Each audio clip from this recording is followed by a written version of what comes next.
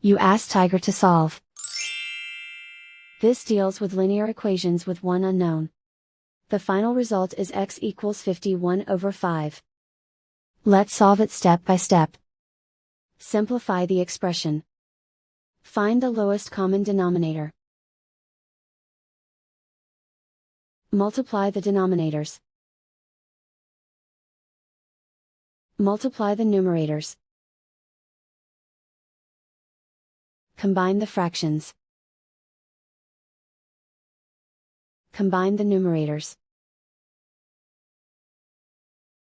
Swap sides. Isolate the x. Multiply both sides by 9. Group like terms. Multiply the coefficients. Simplify the fraction. Multiply the fractions. Simplify the arithmetic.